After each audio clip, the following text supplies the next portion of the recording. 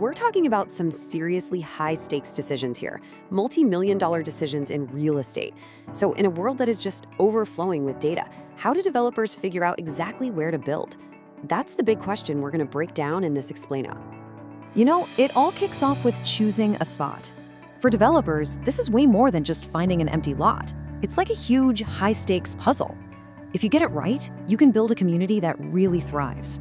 But if you get it wrong, well, that's a very expensive mistake to make. Have you ever been walking around, seen a new construction site, and just thought to yourself, why right here, of all places? What secrets did the developers know that we don't? Well, I'll tell you, it's not magic, and it's definitely not a lucky guess. Okay, so let's get specific. For our case study, we're looking at this potential development site in Nuremberg, Germany. Right now, it's really just a pin on a map. But how do you even begin to judge its potential? You know, is this thing a gold mine or is it a total money pit? Well, to find that answer, developers now use what you could call a digital site scout. Think of it like an automated analysis that takes this blank canvas of a location and just reveals its true potential. And the crazy part, it does it all in a matter of seconds. And the answer, if you boil it all down to one word, is data.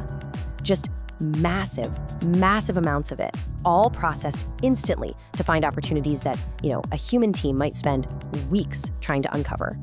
And we can actually put a name to this digital scout. The report we're digging into here uses a tool called Early Build. It basically acts like a digital expert, sifting through thousands and thousands of data points to give you a clear, final verdict. Now, this is absolutely crucial. You don't just analyze a site in a vacuum. The whole thing has to start by defining a target audience. I mean, think about it. A student needs totally different things than a senior citizen, right? A business needs different infrastructure than a family. So context is everything. So for our purposes here, we're going to focus on one specific mission, building for families. And that lens is going to guide every single data point we look at. The question we're asking isn't just, is this a good site? It's much more specific.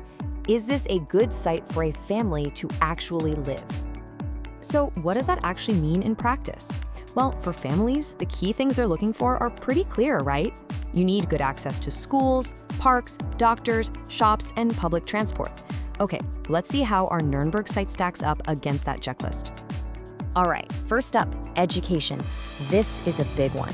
For most families, this is an absolute non-negotiable.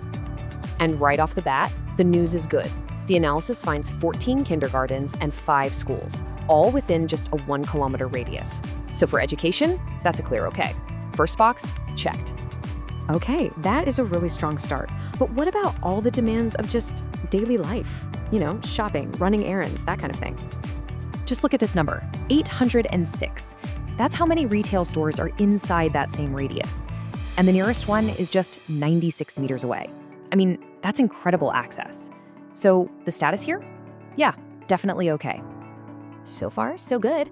I mean, this site is looking really great for families. But now let's look at another critical factor, healthcare. And again, the data looks pretty positive. The report finds 31 different medical practices nearby, so you'd think residents would be totally covered for checkups and general health. The status is okay once more, so this site seems perfect, right? But hold on a second. A doctor's office is one thing. What about a real emergency? What happens when you need a hospital? And this is where the story takes a sharp turn. Because when that digital scout searches for hospitals inside that same 1-kilometer radius, it comes up with nothing. 0. Suddenly, that little circle on the map feels pretty darn isolated. So yeah, the status here is not okay. It needs attention. This is the first major red flag we've seen, a single data point that could honestly derail the whole project. Okay, so this brings us to the final scorecard. It's time to weigh all the strengths against the weaknesses for this site. So this table here really shows you the whole picture at a glance. You've got kindergartens, schools, over 800 retail stores, 128 public transport stops. Everything is looking solid, all okay. And then you get to that final line. Hospitals? 0. It just jumps right off the page, doesn't it? And this bar chart makes that contrast even more stark. You see these massive bars for retail and public transport, and then you look over at hospitals and it's just a flat line. And that's really the power of visualizing data like this. It makes a critical gap like that totally impossible to ignore. So let's zoom out for a second. What does a case study like this really tell us about the future of our cities? Because this kind of analysis, it's not just some tool for developers, it's actively shaping how our communities are going to grow. So how does this whole thing work under the hood? Well, it's probably simpler than you might think. Step 1, you source data from open maps, like OpenStreetMap. Step 2, you set an analysis radius, like the 1 kilometer we've been using. Step 3, you count up all the points of interest in that area. And finally, step 4, you rate the coverage based on those counts. Pretty straightforward, right? And that term, point of interest, or POI for short, that's the real key to all of this. A POI is just any specific location that adds value. A school, a park, or, as we just saw, a hospital. The entire analysis is really just about counting the right POIs for the right audience. Which kind of brings us to our final thought. We've just seen how data can pinpoint one single hidden flaw, or how it can champion one location over another based on thousands of factors you can't even see. So the real question isn't just about this one site in Germany, it's about every city. It makes you wonder, what will data decide for our communities next?